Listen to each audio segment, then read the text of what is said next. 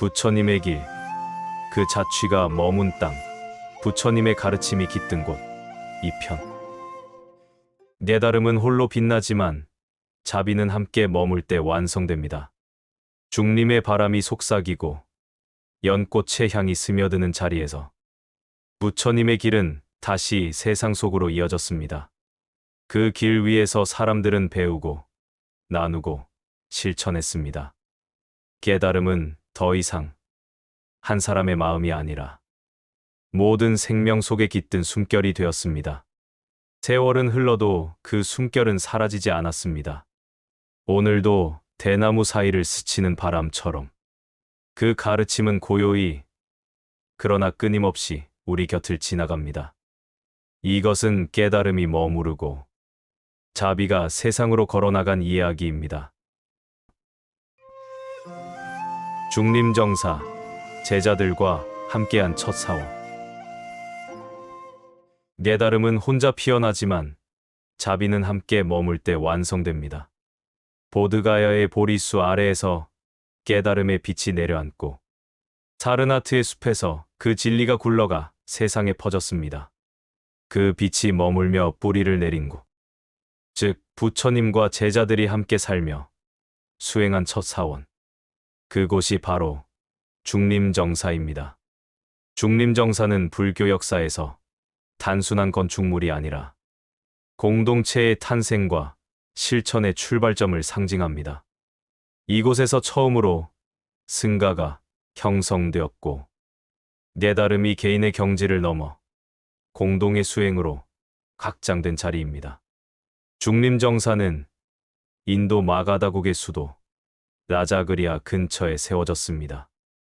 이곳은 울창한 대나무 숲이었으며 부처님께서 보드가야에서 깨달음을 얻은 후 처음으로 제자들을 이끌고 머물렀던 곳입니다. 당시 마가다국의 왕 빈비사라왕은 부처님의 지혜와 자비에 깊이 감화되었습니다. 그는 말씀드렸습니다. 세존이시여, 제가 머무는 도시 근처에도 그대와 제자들이 평화롭게 머무를 수 있는 자리를 마련하고 싶습니다. 그리고 왕은 자신의 정원 가운데 대나무가 무성한 곳을 헌납했습니다. 그리하여 그곳은 중림이라 불리게 되었고 수행자들이 머무는 거처라는 뜻의 정사가 더해져 중림정사라 불리게 되었습니다. 이곳이 바로 불교 최초의 사원, 즉 세존과 제자들이 함께 머무른 첫 수행 도량이 되었습니다. 중림정사는 부처님이 단독으로 머물던 시기를 끝내고 제자들과 함께하는 수행의 시대를 연 상징적인 장소입니다. 그곳에서 부처님은 가르침을 나누셨고 제자들은 서로를 거울 삼아 수행했습니다. 이제 불교는 한 사람의 깨달음이 아니라 함께 걷는 길, 승가의 길이 되었습니다. 중림정사에서는 계율이 세워지고 공양과 명상, 포살의 의식이 자리 잡았습니다. 그 안에는 질서와 평등, 존중과 자비의 원리가 깃들어 있었습니다. 부처님은 말씀하셨습니다. 수행자는 혼자 길을 걷지 않는다. 함께 걷는 이가 있을 때 길은 더욱 밝아진다. 이 말씀이 바로 공동체 수행의 근본 정신이 되었습니다. 중림정사가 세워진 이야기는 보시의 본질을 보여줍니다. 빈비사라왕은 권력과 부를 가진 왕이었지만 그는 진리 앞에서 한 사람의 신심 깊은 수행자였습니다. 그는 자신의 왕궁에 가까운 땅을 부처님께 바치며 말했습니다. 이 정원이 부처님과 제자들이 머물며 세상을 이롭게 하는 도량이 되길 바랍니다. 그 마음은 단순한 공양이 아니라 진리와 자비를 세상에 머물게 하려는 서원이었습니다. 부처님께서는 그 뜻을 받아들여 말씀하셨습니다. 이 보시는 세상에 빛을 켜는 일입니다. 그대의 마음이 머무는 곳마다 법이 머물 것입니다. 그리하여 중림정사는 단순한 건축물이 아니라 진심과 자비의 만남으로 세워진 성지가 되었습니다. 중림정사에서는 수많은 경전이 설해졌습니다. 그중 가장 유명한 것이 바로 법구경입니다. 그곳에서 부처님은 말씀하셨습니다. 모든 것은 마음에서 비롯된다. 마음이 맑으면 그 행도 맑다. 또한 유마경에서는 진리는 머무름이 아니라 실천이다라는 말씀이 전해집니다. 중림정사에서 설해진 법문들은 모두 삶 속의 수행, 행동하는 자비를 강조한 가르침이었습니다. 부처님은 제자들에게 늘 이렇게 당부하셨습니다. 법을 듣는 것으로 그치지 말라. 그대가 법이 되어라. 중림정사의 법문은 언어를 넘어 행동으로 살아 움직이는 진리였습니다. 중림정사는 제자들의 삶이 깃든 도량이기도 합니다. 지혜 제일 사리불, 신통 제일 목걸련, 그리고 자비로움으로 유명한 아난까지. 그들은 이곳에서 부처님과 함께 머물며 수행했습니다. 어느 날 한 제자가 부처님께 물었습니다. 스승이시여, 제 마음이 자꾸 흔들립니다. 세상의 일과 욕망이 떠오릅니다. 부처님은 대나무 숲을 가리키며 말씀하셨습니다. 대나무는 곧고 비어 있습니다. 그 속이 비어 있기에 바람이 지나가도 꺾이지 않습니다. 그대의 마음도 그러해야 합니다. 텅 비면 흔들리지 않습니다. 그 말에 제자는 눈물을 흘리며 합장했습니다. 이 짧은 대화가 바로 중림정사에서 전해진 무집착의 가르침입니다. 중림정사의 하루는 단정하고 단순했습니다. 새벽이면 제자들은 향을 피우고 참선에 들었으며 낮에는 마을로 내려가 걸식을 나갔습니다. 저녁에는 다시 모여 부처님의 말씀을 들었습니다. 그들은 깨달음을 먼 미래의 이상으로 두지 않았습니다.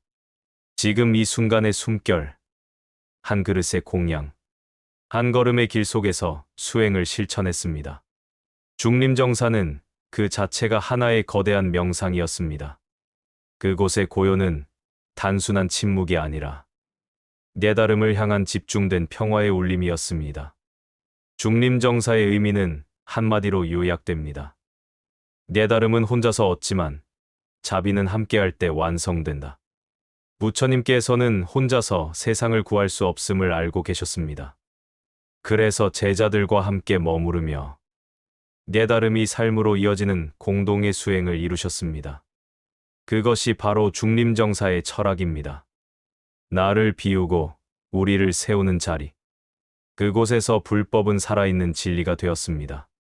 오늘날 라자그리아의 대나무 숲에는 여전히 부처님의 숨결이 남아 있습니다.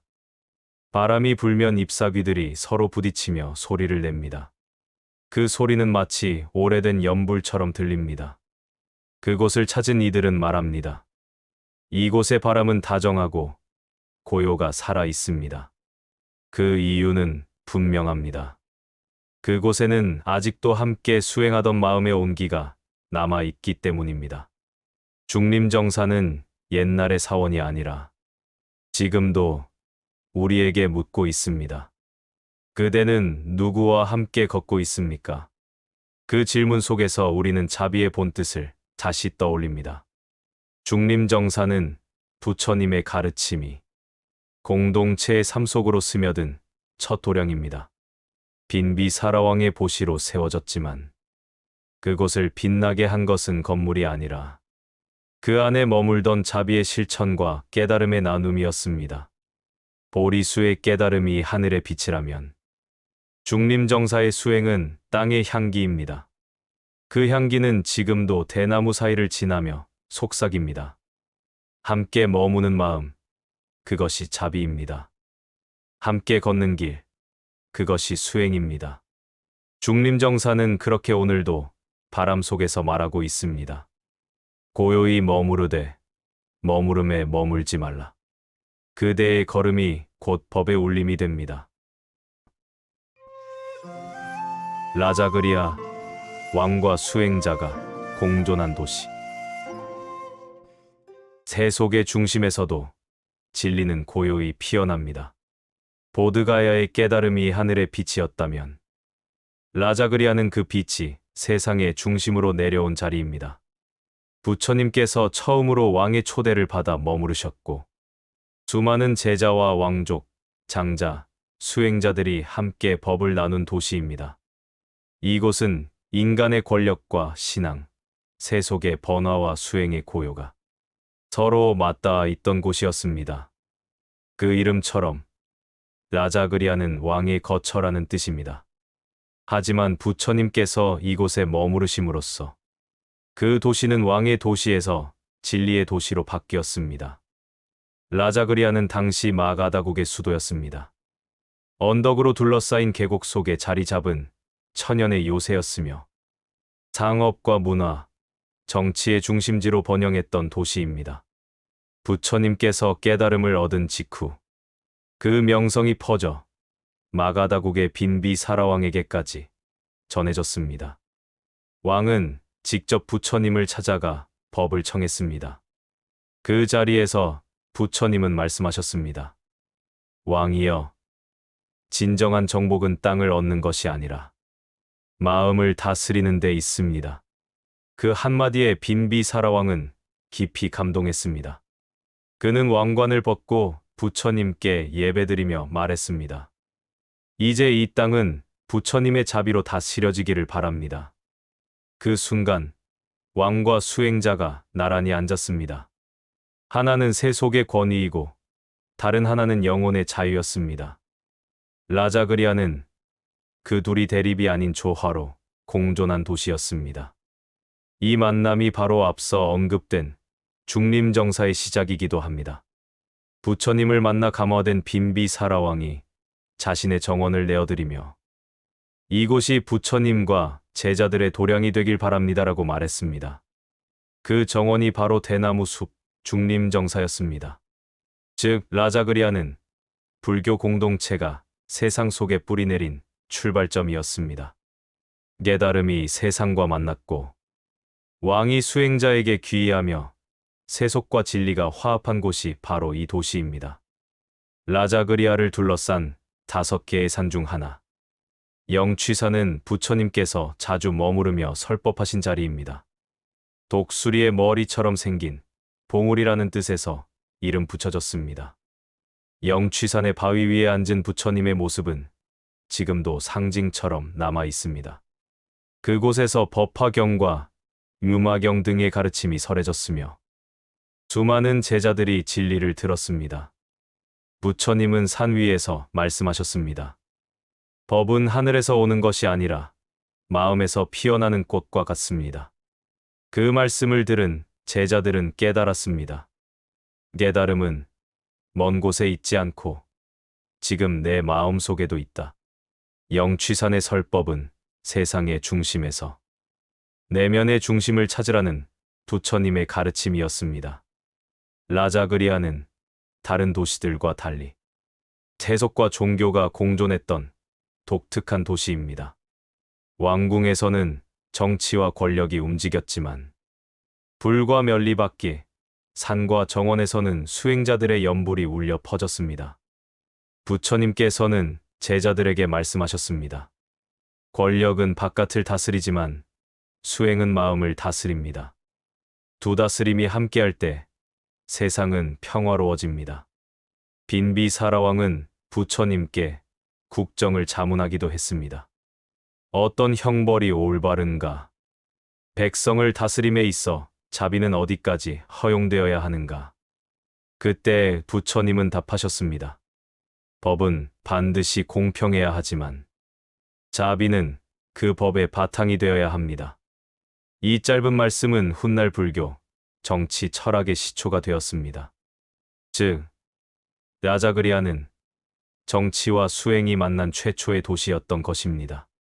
라자그리아는 왕과 수행자만의 도시가 아니었습니다. 그곳에는 장자와 상인, 일반 백성들까지 부처님의 가르침을 듣기 위해 모여들었습니다. 그 중에서도 가장 유명한 신도는 수다타 장자입니다. 그는 라자그리아에서 부처님을 처음 만나 감동을 받고 고향 사와티에 돌아가 기원정사를 세웠습니다. 라자그리아에서의 만남이 곧 불법이 인도 전역으로 퍼지는 시발점이 되었던 것입니다. 이렇듯 라자그리아는 깨달음이 세상과 처음으로 만난 도시이자 진심이 조직으로 성장하기 시작한 도시였습니다. 라자그리아는 많은 제자들에게도 특별한 의미가 있는 곳이었습니다. 지혜 제1사리불은 이곳에서 스승 부처님을 만나 출가했으며 목걸려는 이 도시에서 신통력을 드러내 중생을 제도했습니다. 어느 날 부처님께 한 왕의 사신이 찾아와 물었습니다. 세존이시여, 왕께서 전쟁을 준비 중이십니다. 승리를 위해 무엇을 해야 합니까? 부처님은 조용히 말씀하셨습니다. 전쟁에서 이기는 자는 순간의 승리를 얻지만 자신의 마음을 이긴 자는 영혼의 평화를 얻습니다. 그 말은 왕과 사신의 가슴에 깊이 남았고 그 후 마가다국은 몇 해 동안 전쟁을 멈추었다고 전해집니다. 라자그리아는 단지 정치의 도시가 아니라 폭력보다 평화를 택한 도시, 지배보다 자비를 선택한 도시로 남았습니다. 라자그리아는 사방이 산으로 둘러싸인 요새형 도시였습니다. 그러나 부처님은 그 산을 진리의 상징으로 바꾸셨습니다. 그는 말씀하셨습니다. 이 산은 돌로 둘러싸여 있지만 그대의 마음은 지혜로 둘러싸여야 합니다. 그 말처럼 라자그리아는 세상의 요새가 아닌 마음의 요새로 다시 태어났습니다. 그곳에서 사람들은 배웠습니다. 진정한 성은 외부의 벽이 아니라 자신의 욕망을 다스리는 내면의 벽이다. 라자그리아의 바위는 지금도 남아 있습니다. 바람이 불면 그 바위들 사이로 고요한 울림이 납니다. 그 울림은 마치 부처님의 음성처럼 들립니다. 마음을 지키는 자, 세상을 이긴다. 라자그리아는 불교의 철학을 공간으로 보여준 도시입니다. 그곳에는 세속의 번영과 수행의 고요가 함께 존재했습니다. 왕이 부처님께 귀의한 것은 권력이 진리 앞에 머리를 숙였다는 의미가 아닙니다. 그것은 세속 속에서도 깨달음이 가능하다는 증명이었습니다. 불교는 출세간의 가르침이지만 라자그리아의 가르침은 세간을 포용했습니다. 즉, 깨달음은 세상을 떠나는 것이 아니라 세상을 품는 것임을 보여주었습니다. 라자그리아는 우리에게 묻습니다. 그대는 세속 속에서 어떻게 고요를 지키는가? 이 질문은 오늘을 사는 우리 모두에게도 여전히 유효합니다. 라자그리아는 부처님의 발걸음이 머문 도시이자 왕과 수행자가 함께 진리를 나눈 자리입니다. 그곳에서 세속은 수행을 배우고 수행은 세속을 이해했습니다. 그 만남이 바로 깨달음의 확장, 자비의 현실화였습니다. 영취산의 바람은 지금도 조용히 흐르고 있습니다. 그 바람은 우리에게 속삭입니다. 세상의 중심에서도 마음의 고요는 잃지 말라. 진리는 궁전에도 있고 숲에도 있다. 라자그리아는 그렇게 말하고 있습니다. 세상 속에서 머무르되 세상에 물들지 않는 것. 그것이 수행의 도입니다. 사와티, 기적과 설법이 이어진 도시. 하루하루의 평범한 삶 속에서도 진리는 늘 기적처럼 피어납니다. 부처님께서 세상에 머무시는 동안 가장 오랜 세월 동안 설법하신 도시가 바로 사와티입니다. 이곳은 불교 역사에서 가장 많은 법문과 기적이 전해진 곳으로 그야말로 불법이 일상 속에서 꽃피운 중심지였습니다. 보드가야의 깨달음이 빛이었다면 사와티는 그 빛이 삶 속에서 작용한 자리입니다. 이곳에서 부처님은 수많은 제자를 교화하셨고 가난한 자와 권력자, 왕과 평민이 함께 법을 들었습니다. 사와티는 코살라국의 수도로 당시 인도 북부에서 가장 번영한 도시 중 하나였습니다. 상인들의 왕래가 끊이지 않았고 문화와 예술이 꽃피며 지혜와 학문이 활발히 교류하던 곳이었습니다. 이 도시의 왕은 프라세나지트 왕이었습니다. 그는 부처님을 깊이 신뢰하고 존경했던 신심 깊은 왕이었습니다. 왕의 신앙심과 백성들의 열린 마음 덕분에 사와티는 부처님께서 오랫동안 머무르시기에 가장 알맞은 땅이 되었습니다. 그리고 그 중심에는 수다타 장자가 마련한 기원정사가 있었습니다. 사와티는 단지 도시가 아니라 법이 머무른 성지였습니다. 하루에도 수많은 사람들이 기원정사를 찾아와 부처님의 말씀을 들었습니다. 때로는 왕이 직접 법문을 청했고, 때로는 농부와 상인, 심지어 도적과 외도들까지 찾아와 가르침을 구했습니다.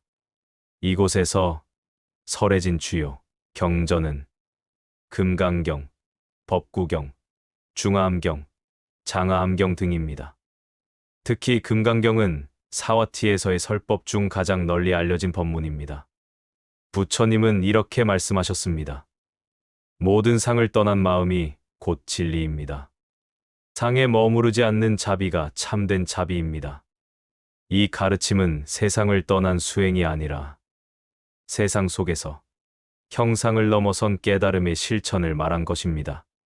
프라세나지트 왕은 지혜롭고 자비로운 통치자였습니다. 그는 국정을 돌보는 틈틈이 부처님을 찾아뵈며 삶의 문제와 인간의 본성에 대해 묻곤 했습니다.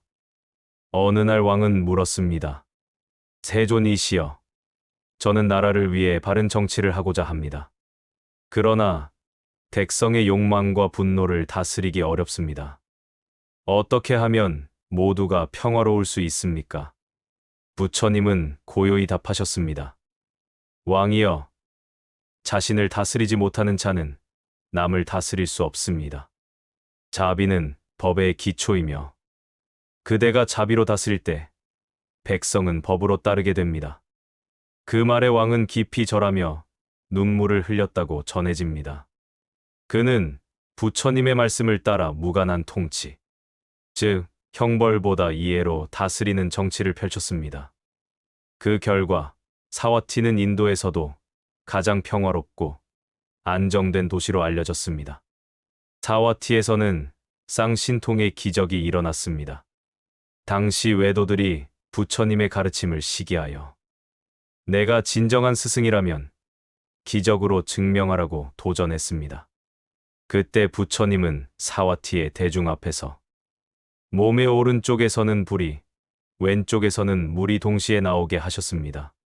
그 불빛과 물결은 하늘로 솟아올라 서로 어우러졌고 수많은 중생이 그 광경을 보고 마음을 돌렸습니다. 이 사건은 단순한 초자연적 현상이 아니라 진리의 자비와 지혜가 하나로 합해진 상징적 장면이었습니다. 불은 지혜를, 물은 자비를 의미합니다. 지혜와 자비가 조화될 때 모든 번뇌와 무지가 사라진다는 것을 보여주신 것입니다. 그날 이후 사와티는 진리의 기적이 일어난 도시로 불리게 되었습니다. 사와티에는 수많은 제자와 신도들이 머물렀습니다. 그 중에서도 여성 제가신도 비사카는 가장 유명했습니다. 그녀는 부유한 장자였지만 늘 검소하게 살며 기원정사의 공양과 의복을 아낌없이 시주했습니다. 어느 날 부처님은 그녀에게 물었습니다. 비사카여, 그대는 왜 그렇게 많은 것을 나누는가? 그녀는 미소 지으며 답했습니다. 보시의 기쁨이 제게는 가장 큰 부요함입니다. 그 말에 부처님은 칭찬하셨습니다. 그대의 마음이 곧 법의 향기입니다. 이렇듯 사와티는 남녀, 귀천, 신분의 구별 없이 누구나 부처님의 제자가 될 수 있었던 도시였습니다. 그것이 이 도시가 지닌 또 하나의 기적이었습니다. 사와티에서의 법문은 거창하지 않았습니다. 부처님은 사람들의 삶 속에서 아주 작은 순간들을 통해 진리를 전하셨습니다. 아이를 잃은 여인에게는 말씀하셨습니다. 모든 것은 인연으로 왔다가 인연으로 갑니다. 그대의 눈물 또한 인연이 흘러가는 강물입니다. 도적에게는 말씀하셨습니다. 죄를 지은 자가 그 죄를 아는 순간 이미 길이 시작됩니다. 이렇듯 사와티의 설법은 삶과 수행이 분리되지 않는 생활의 가르침이었습니다. 부처님은 세상 속의 모든 인간을 고통의 주인공이 아니라 깨달음의 가능성으로 보셨습니다. 사와티의 기적은 초월적 사건이 아닙니다. 불과 물이 동시에 일어났다는 상징은 지혜와 자비가 하나로 작용할 때 세상이 변한다는 비유입니다. 불교에서 기적은 현실을 벗어난 마법이 아니라 마음이 바뀌는 순간 일어나는 변화를 뜻합니다. 분노가 자비로, 무지가 지혜로 바뀔 때 그것이 바로 진정한 기적입니다. 부처님께서는 늘 말씀하셨습니다. 기적은 하늘에서 일어나는 것이 아니라 그대의 마음에서 일어납니다. 사와티는 그 가르침이 실제로 실현된 도시였습니다. 그곳의 기적은 하늘의 불빛이 아니라 마음의 깨달음이 불을 밝힌 순간이었습니다. 오늘날 사와티의 유적에는 기원정사의 터와 부처님이 설법하던 자리, 비사카가 기부한 우물터 등이 남아 있습니다. 그 돌바닥 위에는 세월의 흔적이 가득하지만 그 자리는 여전히 고요하고 따뜻합니다. 진리는 먼 곳에 있지 않습니다. 그대의 한 생각, 한숨 속에 머물러 있습니다. 사와티는 부처님의 가르침이 가장 활발히 전해진 도시, 그리고 기적과 지혜가 함께 머문 자리입니다. 이 도시는 단지 불법의 역사적 현장이 아니라 자비가 생활이 되고 지혜가 일상이 된 공간입니다. 보드가야의 깨달음이 시작이라면 사와티는 그 깨달음이 삶의 언어로 변한 곳입니다. 그리하여 부처님은 말씀하셨습니다. 진정한 기적은 마음이 변하는 것입니다. 오늘도 사와티의 하늘에는 부드러운 바람이 붑니다. 그 바람은 속삭입니다. 지혜는 불처럼 밝고 자비는 물처럼 깊습니다. 이 둘이 만나는 곳, 그곳이 바로 사와티입니다. 영취산, 법화경이 설해진 성지. 하늘은 말없이 밝고 산은 고요히 설법합니다. 라자그리아 동쪽, 바위산이 겹겹이 이어진 그 끝자락에 하늘을 향해 솟은 봉우리가 있습니다. 그 모양이 독수리의 머리를 닮았다고 해서 영취산이라 불립니다. 이곳은 부처님께서 가장 깊은 가르침을 설하신 성지입니다. 법화경과 유마경, 아함경 등 대승불교의 사상이 태어난 자리이기도 합니다. 그러나 영취산의 진정한 의미는 그 산의 형태나 이름에 있지 않습니다. 그곳은 말보다 침묵이 크고 형상보다 마음이 깊은 산입니다. 영취산은 높지 않지만 그 안에 머무는 고요는 깊습니다. 바위산의 틈새로는 부드러운 바람이 불고 멀리서 들려오는 새소리는 마치 연불처럼 울립니다. 부처님께서는 이곳에서 자주 머무르셨습니다. 수많은 제자와 신도들이 그 발 아래 모여 하늘을 향해 열린 바위 위에서 법문을 들었습니다. 그때의 장면은 법화경의 첫머리에 이렇게 기록되어 있습니다. 영취산에 부처님이 계시니 사리불과 수천의 제자, 보살, 천인, 용, 인간이 한자리에 모였다. 그 모임은 단지 사람의 모임이 아니라 모든 존재가 진리 앞에 평등하게 서 있음을 보여주는 장면이었습니다. 산 위의 공간은 그 자체로 우주의 법회였습니다. 법화경은 불교의 수많은 경전 중에서도 가장 깊고 상징적인 경전으로 평가됩니다. 법화란 곧 법의 꽃, 즉 진리가 피어나는 모습을 뜻합니다. 이 경전은 깨달음을 일부의 수행자만이 얻는 것이 아니라 모든 중생에게 본래 불성이 있음을 선언한 가르침입니다. 부처님은 영취산에서 이렇게 말씀하셨습니다. 3세의 모든 부처는 오직 하나의 법으로 중생을 제도한다. 그 법이란 오직 부처의 지혜를 열어 보이는 것이다. 그 말씀은 제자들에게 큰 충격이었습니다. 그동안 깨달음은 오랜 수행자만의 길로 여겨졌습니다. 그러나 부처님은 선언하셨습니다. 모든 중생은 이미 부처다. 이 한마디가 인류의 사상사를 바꾼 순간이었습니다. 영취사는 그 선언이 울려 퍼진 평등한 깨달음의 봉우리가 되었습니다. 법화경에는 유명한 일화가 있습니다. 어느 날 부처님은 영취산에서 제자들과 대중 앞에 앉으셨습니다. 그분은 아무 말씀도 하지 않으시고 그저 한 송이 연꽃을 드셨습니다. 그 순간 모두가 숨을 죽였습니다. 그저 연꽃 한 송이와 부처님의 침묵만이 존재했습니다. 그때 가섭 존자가 미소 지었습니다. 그 미소를 본 부처님께서 말씀하셨습니다. 내가 가진 정법원장, 열반묘시, 불립문자, 교회 별전을 가섭에게 전하노라. 이 사건은 훗날 염화미소라 불리며 선종의 시초가 되었습니다. 진리는 말이 아니라 마음과 마음으로 전해지는 깨달음의 비침을 보여준 것입니다. 영취산의 설법은 화려한 언어가 아니었습니다. 그곳은 침묵 속에서도 법이 울리는 자리였습니다. 진리는 말보다 조용하고 그 고요 속에서만 진실이 피어납니다. 영취산에서 부처님의 말씀을 들은 제자들은 모두 다른 방식으로 깨달음을 얻었습니다. 사리불은 말씀의 이치를 깨닫고 눈물을 흘렸습니다. 목걸려는 지혜와 자비의 균형을 새롭게 이해했습니다. 안 한다는 기억으로가 아니라 마음으로 법을 새겼습니다. 그들은 알았습니다. 깨달음이란 배우는 것이 아니라 본래부터 내 안에 있던 불성이 드러나는 일임을. 부처님은 그들의 마음을 보시고 말씀하셨습니다.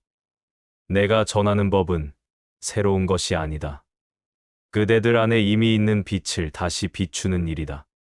그 말씀은 법화경 전체를 관통하는 핵심이었습니다. 모든 존재는 이미 부처의 씨앗을 품고 있다.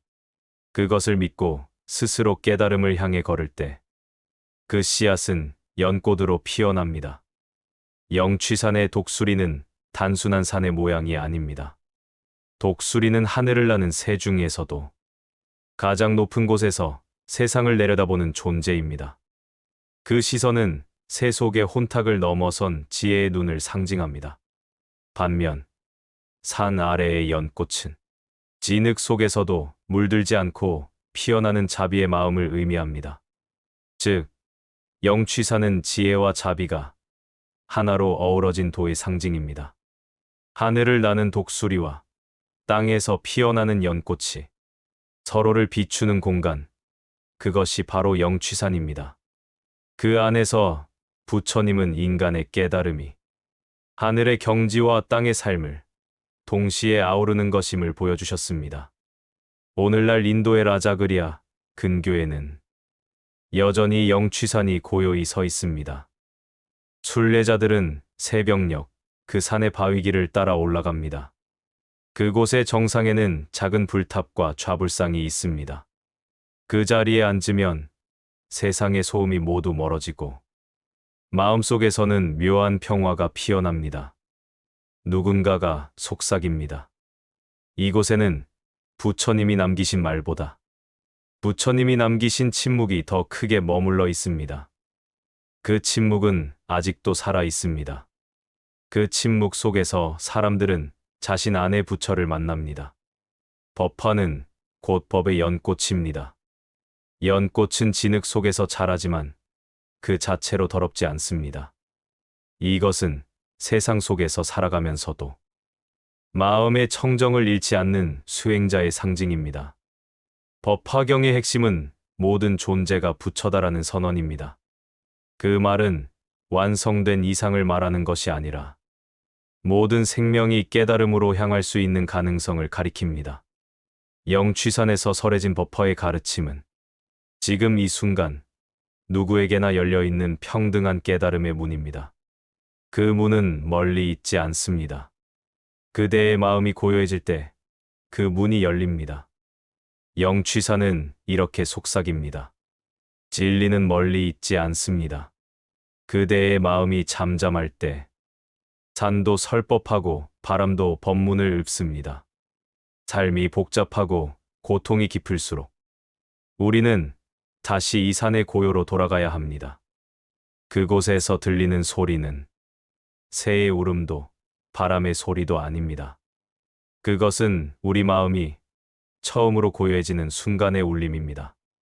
그 울림이 바로 진리의 소리이며 그 침묵이 바로 버퍼의 빛입니다. 영취사는 부처님의 설법이 하늘과 땅을 잇고 지혜와 자비가 한마음으로 합쳐진 자리입니다. 그 산에서 울려 퍼진 법의 소리는 지금도 세상의 모든 고요 속에서 들려오고 있습니다. 법화경의 연꽃은 아직도 피어나고 있습니다. 진흙 속에서도 향을 잃지 않는 마음. 그것이 바로 부처님이 남기신 가르침입니다. 모든 존재가 이미 부처다. 그대의 마음이 맑아질 때 영취사는 곧 그대 안에 있다. 마하보디사원, 깨달음의 나무 아래 남은 흔적. 시간은 모든 것을 바꾸지만 진리만은 그 자리에 남습니다. 보드가야의 새벽, 한 젊은 수행자가 나무 아래 앉았습니다. 그는 고행을 버리고 오직 마음을 들여다보는 길을 택했습니다. 바람은 잠들고 별빛은 고요히 그를 비추었습니다. 그 자리에서 세상의 어둠은 걷히고 새로운 빛이 태어났습니다. 그 빛이 바로 깨달음이었고 그 자리가 바로 오늘날의 마하보디사원입니다. 2600여 년 전 이곳은 단순한 숲의 한 구석이었습니다. 네란자라 강이 흐르고 새들이 울며 풀잎 사이로 바람이 지나가던 평범한 땅이었습니다.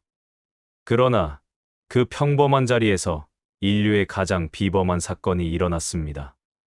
부처님께서는 그곳의 보리수 아래 앉으셨습니다. 그리고 결심하셨습니다. 진리를 깨닫기 전에는 이 자리에서 일어나지 않으리라. 그 결심은 단순한 수행의 맹세가 아니라 인간, 존재 전체를 향한 서원이었습니다. 그분은 자신 안의 어둠을 마주했고 욕망과 두려움을 통과했습니다. 마침내 새벽이 밝아오자 그분은 미소 지으며 말씀하셨습니다. 모든 존재는 본래 청정하다. 그 순간 보리수 아래의 땅은 깨달음의 자리가 되었습니다. 이후 그 자리는 세월이 흘러도 변하지 않았고 지금까지도 사람들은 그 나무 아래에서 자신만의 진리를 찾습니다. 부처님이 열반에 드신 뒤 약 200년이 지난 후 마오리아 왕조의 아쇼카 왕이 이곳을 순례했습니다. 그는 부처님의 자취를 따라 인도 전역을 돌며 수많은 탑과 사원을 세웠습니다. 그 가운데에서도 가장 특별한 곳이 바로 이 자리였습니다. 아쇼카 왕은 깨달음의 장소 위에 거대한 탑을 세우고 그 이름을 마하보디라 붙였습니다. 즉, 위대한 깨달음의 사원이라는 뜻입니다.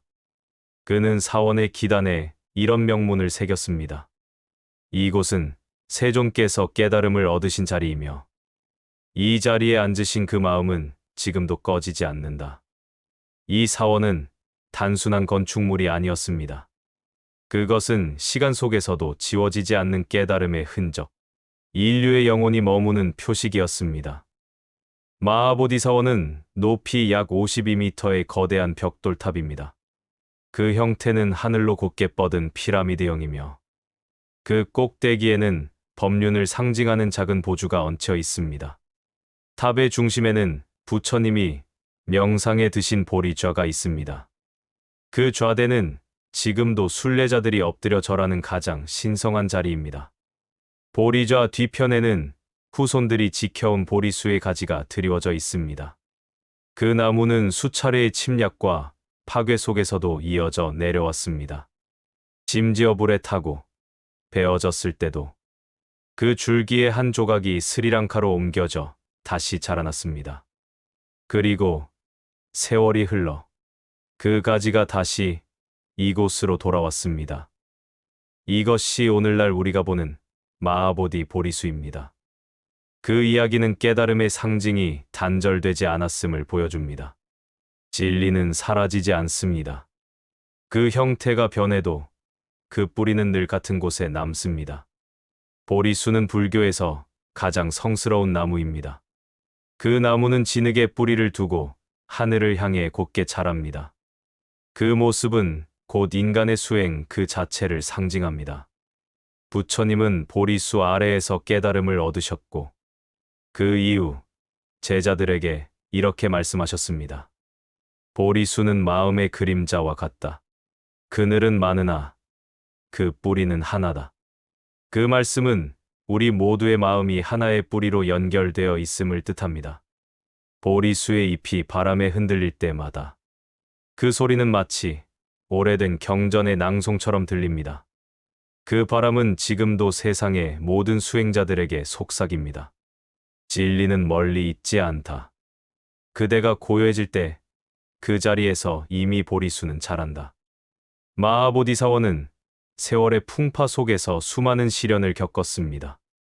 왕조가 바뀌고 종교가 교체되며 침략과 전쟁이 이어졌습니다. 수백 년 동안 폐허로 남기도 했습니다. 그러나 이상하게도 이곳만큼은 언제나 다시 사람들의 기억 속에 되살아났습니다. 때로는 불타 무너졌고 때로는 잊혀졌지만 언제나 누군가의 발걸음이 그 자리를 향했습니다. 19세기 영국의 고고학자 알렉산더 커닝엄이 마하보디 사원을 복원하면서 그는 이런 말을 남겼습니다. 이곳은 단순한 유적이 아니라 인류의 정신이 남긴 가장 오래된 성소이다. 그 말처럼 마하보디 사원은 단순한 불교의 상징이 아니라 인간이 진리를 향해 나아간 기록 그 자체입니다.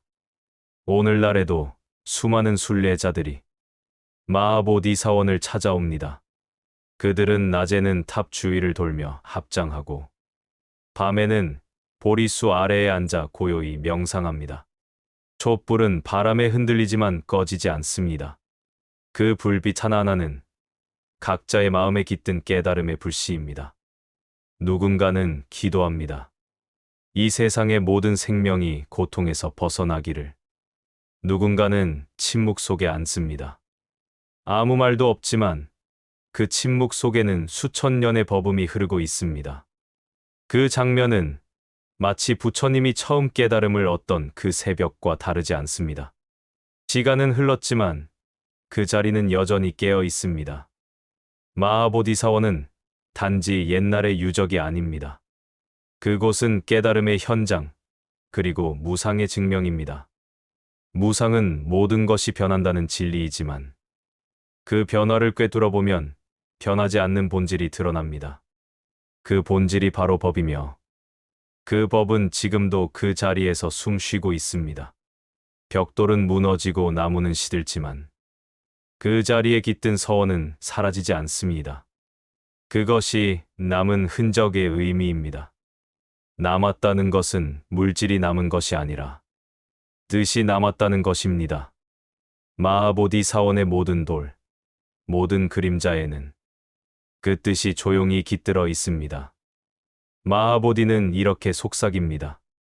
깨달음은 시간의 사건이 아니라 존재의 본질입니다. 부처님께서 보리수 아래에 앉으신 것은 단 한 사람의 구원을 위한 일이 아니었습니다. 그분은 인간 모두가 자신의 마음을 비추길 바라셨습니다.